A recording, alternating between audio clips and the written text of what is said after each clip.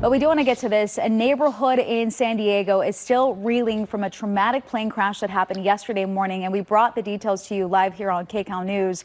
This impact destroyed homes and vehicles, and investigators also believe jet fuel runoff triggered multiple explosions in one neighborhood. 6 people were on the private jet that crashed down in that neighborhood as well. Yeah, investigators say they are all presumed dead. So far, we only know 2 of their names. They are music industry executive Dave Shapiro. The other is Daniel Williams, a former drummer. KCAL News reporter Amanda Sarantino is joining us live now from the Murphy Canyon neighborhood with more on what we know about these victims and also the investigation so far, which we can clearly see behind you is still such an active scene.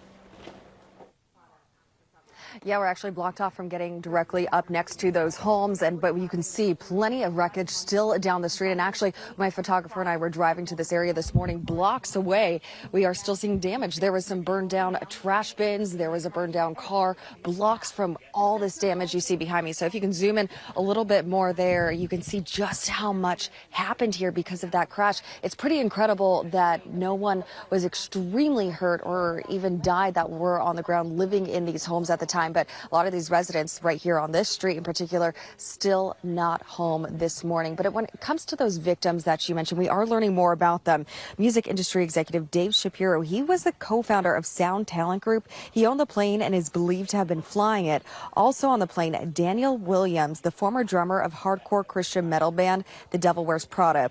He posted photos to Instagram the night before of the plane on the tarmac at Teterboro Airport in New Jersey and another in the cockpit with the caption, "Hey, you look at me, I'm the co-pilot now."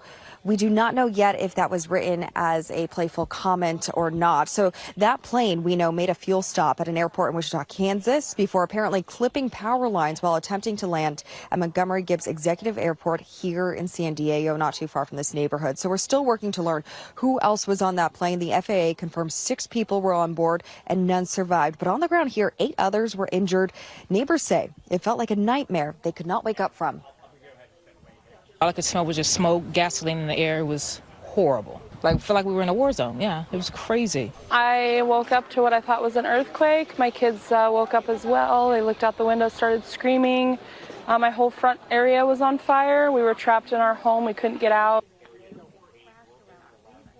Absolutely horrifying. So that crash set off a chain reaction in this U.S. Navy-owned housing.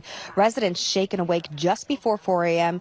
A trail of flames and destruction stretching more than a quarter mile. The Cessna 550 out of control and leaking fuel scattered burning debris across the neighborhood. Jet fuel igniting vehicles one after another. And a home was engulfed in flames at one point. Even seasoned first responders say the damage is unlike anything they've ever seen.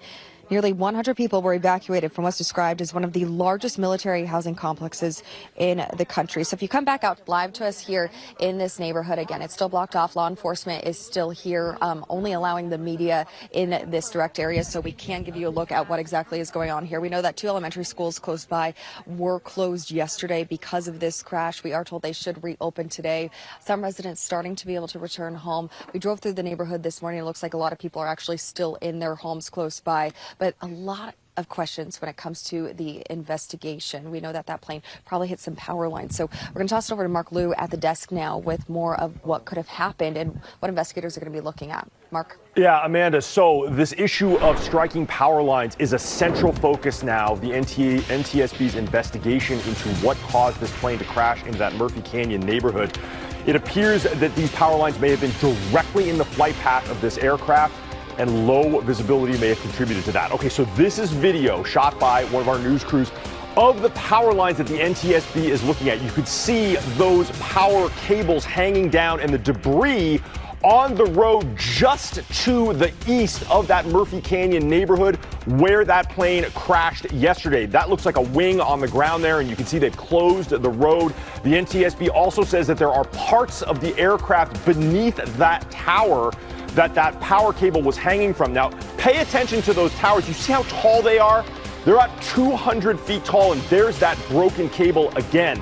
I want to show you on the map why this is so important to the NTSB's investigation. So this is the flight radar map of that Cessna citation's flight path.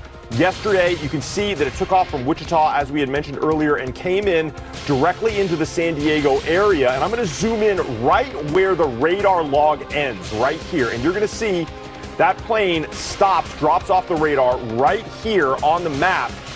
And take a look. These are the power lines in question right there. It appears that this plane was at 500 feet and those power lines were directly in front of it, and then it later crashed in the neighborhood right over in this area.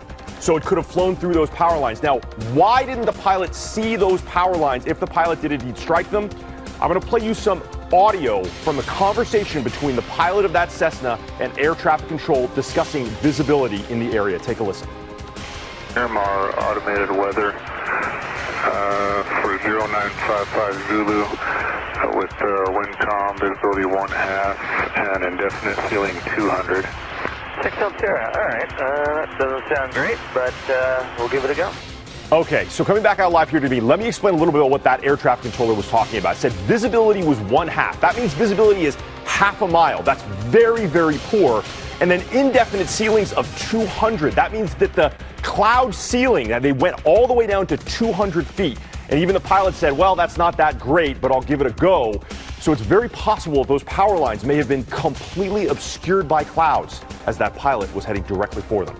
NTSB is looking at all of this and still trying to figure out the exact cause of this crash. It's the very latest from the desk. I'll send it back to you. The more information we gather, the more devastating this whole thing sounds. Mark, thank you.